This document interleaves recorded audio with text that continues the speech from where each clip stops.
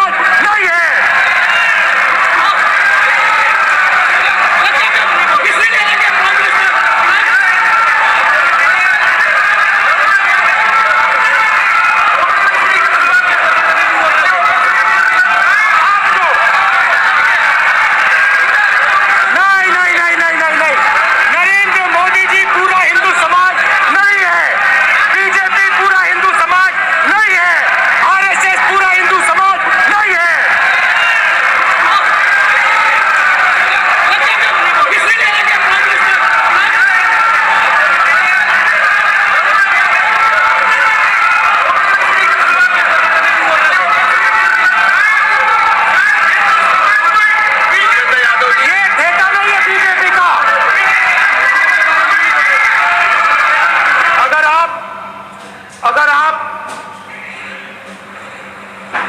हिंदू धर्म के जो महापुरुष हैं, महापुरुष छोड़िए, अगर आप शिव जी को देखें तो क्या हो रहा है सर?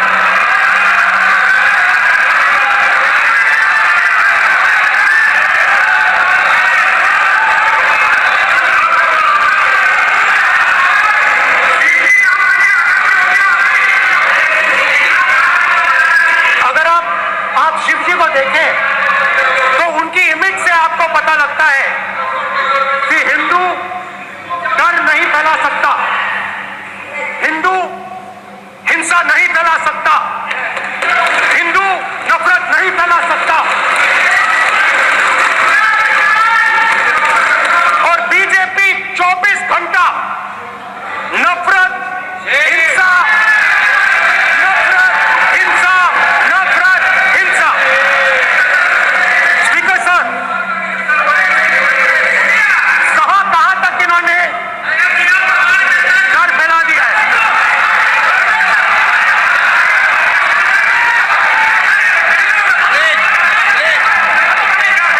सर, कहां तक इन लोगों ने डर फैला दिया? मैं आपको अयोध्या से शुरू करता हूं। सर नमस्कार।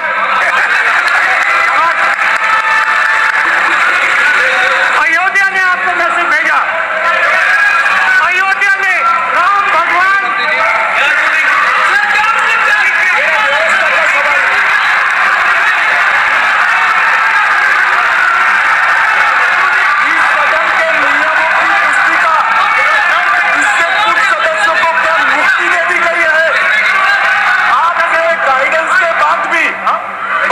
तस्वीर बताना, पूरे बीजेपी को हिंसा कर रही है ऐसे कहना, खड़े होकर एक दूसरे के बीच में हस्तधून करना, सारे नियम इनको लागू नहीं होते हैं।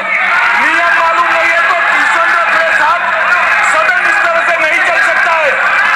ये सदन, मेरा आपसे आग्रह है कि ये सदन ऑर्डर में रहना चाहिए, नियमों के अनुसार रहना चाहिए। ये हम सभी सदस्यों का आपसे विनंती। स्पीकर सर, एक मिनट प्लीज।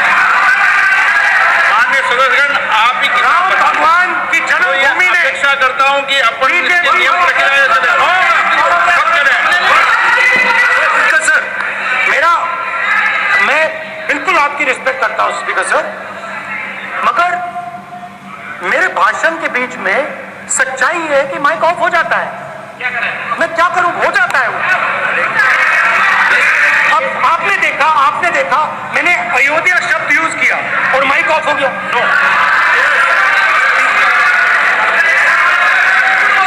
अरे ये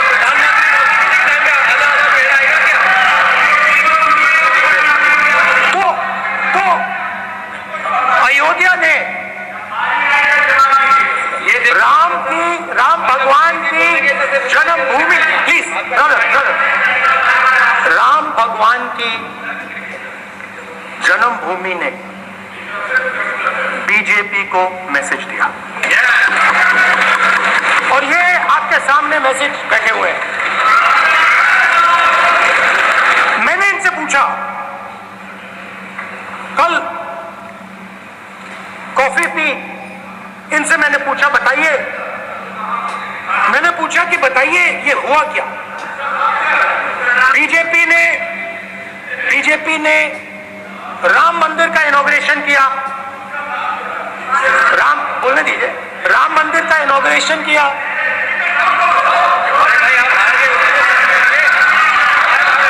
नाम बोलने की कोई जरूरत नहीं, मैं भाषण दे रहा हूं, आप नहीं दे रहे हो। मुझे बोलना है जो बोलना है, मुझे नाम लेने की कोई जरूरत नहीं, मुझे जो बोलना है मैं बोलूंगा। तो अयोध्या ने मैसेज दिया और मैंने इनसे पूछा कि हुआ क्या, और इनका जवाब आया। मैंने उनसे पूछा कि आपको कब पता लगा कि आप अयोध्या में जीत रहे हो, और आपने कहा पहले दिन से मुझे पता था। सही बात। और मैंने कहा ये क्या हुआ? उन्होंने कहा राहुल जी, अयोध्या में एयरपोर्ट बना, अयोध्या की जनता से जमीन छीनी गई और आज तक उन्हें मुआवजा नहीं मिला है। उन्होंने कहा, सही बात, उन्होंने कहा कि अयोध्या में जो भी छोटे छोटे दुकानदार थे, जो भी छोटी छोटी बिल्डिंग्स थी, उन सारों को तोड़कर गिरा दिया गया और उन लोगों को सड़क पर कर दिया गया। इन्होंने यह भी कहा कि अयोध्या के इनॉग्रेशन में अयोध्या की जनता को बहुत दुख हुआ क्योंकि इनॉग्रेशन में अदानी जी थे, अंबानी जी थे, मगर अयोध्या का कोई नहीं था। और ये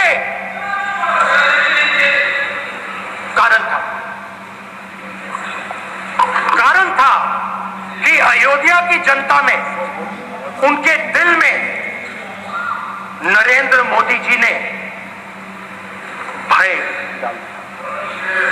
उनकी जमीन ले ली, उनके घर गिरा दिए और फिर अयोध्या के गरीब लोगों को, किसानों को, मजदूरों को मंदिर के इनॉग्रेशन तक नहीं जाने दिया। मंदिर के इनॉग्रेशन छोड़ो, उसके बाहर भी नहीं जाने। और इसीलिए अयोध्या की जनता ने सही मैसेज भेजा। अच्छा, इन्होंने मुझे एक और बात बोली, 3 बार इन्होंने कहा कि 3 बार नरेंद्र मोदी ने टेस्ट किया, 2 बार क्या मैं अयोध्या से लड़ जाऊं? और सर्वेयर्स ने कहा अयोध्या में मत लड़ जाना,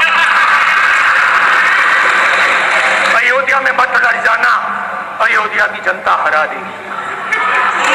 और इसीलिए प्रधानमंत्री वाराणसी गए और वहां बच के निकले। अगर आपको स्पीकर सर, पुरानी पार्टी है, स्पीकर सर, मैं रिस्पेक्ट कर रहा हूं। ये प्रधानमंत्री के शब्द हैं, मेरे शब्द नहीं है। ये प्रधानमंत्री जी ने कहा है, पब्लिक में, मीडिया को कहा है कि मैं बायोलॉजिकल नहीं हूं, मेरा डायरेक्ट कनेक्शन भगवान के साथ है। मैं नहीं बोल रहा हूं, प्रधानमंत्री मोदी जी ने बोला है। तो पता नहीं उस टाइम 8 बजे भगवान का मैसेज आया होगा, वही मगर फिर श्री राम ने आपको दूसरा मैसेज दे दिया अयोध्या में। भगवान का मैसेज आया होगा, मोदी जी नोटबंदी कर दीजिए, नोटबंदी कर दिया। डायरेक्ट ऊपर से आया मैसेज, ऑर्डर आया खटाक। और अलग अलग ऑर्डर आते हैं, अदानी जी वाला ऑर्डर आता है, मुंबई एयरपोर्ट अदानी जी का ऊपर से ऑर्डर आता है, खटाखट खटाखट खटाखट खटाखट ऑर्डर आते हैं। तो नोटबंदी कर दी। स्मॉल और मीडियम बिजनेसेस जो हैं, जो हिंदुस्तान की रोजगार की रीढ़ की हड्डी है, बैकबोन है, उड़ा दिया, खत्म कर दिया। आज नतीजा यह है कि ये जो भी करना चाहे करे, हिंदुस्तान के युवाओं को रोजगार नहीं मिल सकता। Job creation backbone is broken, finish, खत्म। नोटबंदी की, गलत जीएसटी लागू की, उड़ा दिया। अब मैं सोचता हूं, पहले मैं सोचता था ये पता नहीं कैसे हुआ, अब मैं समझता हूं कि ये अदानी जी, अंबानी जी जैसे लोगों से किया गया। ये रास्ता साफ करने का तरीका था, रास्ता साफ करने का तरीका था। इनकम टैक्स डिपार्टमेंट के पीछे पड़ा रहता है। जीएसटी, डिमोनेटाइजेशन, 24 घंटा उनको तंग करते हैं, उनके कैश फ्लो को रिस्ट्रिक्ट करने की कोशिश करते हैं, कैश फ्लो को क्रश करने की। कैसे हुआ? अब मैं समझता हूं कि ये अदानी जी, अंबानी जी जैसे लोगों से किया गया। ये रास्ता साफ करने का तरीका था, रास्ता साफ करने का तरीका था। इनकम टैक्स डिपार्टमेंट के पीछे पड़ा रहता है। जीएसटी, डिमोनेटाइजेशन, 24 घंटा उनको तंग करते हैं, उनके कैश फ्लो को रिस्ट्रिक्ट करने की कोशिश करते हैं, कैश फ्लो को क्रश करने की कोशिश करते हैं कि वो परे हट जाएं और अरबपति उनकी जगह ले लें। आप किसी भी छोटे व्यापारी से पूछ लो, किसी भी स्मॉल मीडियम बिजनेस ओनर से पूछ लो, ये आपको बता देगा। गुजरात में मैं गया, टेक्सटाइल ओनर्स के साथ मेरी बात हुई, मैंने उनसे पूछा नोटबंदी क्यों हुई, जीएसटी क्यों हुई, साफ बोला अरबपतियों की मदद करने के लिए जीएसटी और नोटबंदी की गई है। नरेंद्र मोदी जी अरबपतियों के लिए काम करते हैं, सीधी सी बात।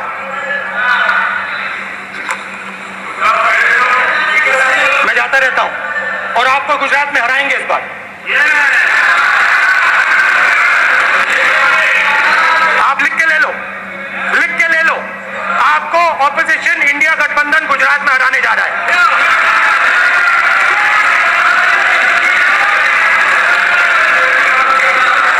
किसानों को डराने के लिए लैंड एक्विजिशन बिल जो हम लाए थे, उनकी जमीन की रक्षा करने के लिए, उनको सही कॉम्पनसेशन देने के लिए, उसको आपने खत्म कर दिया। यहां कोशिश की, कर नहीं पाए तो स्टेट्स में खत्म कर दिया।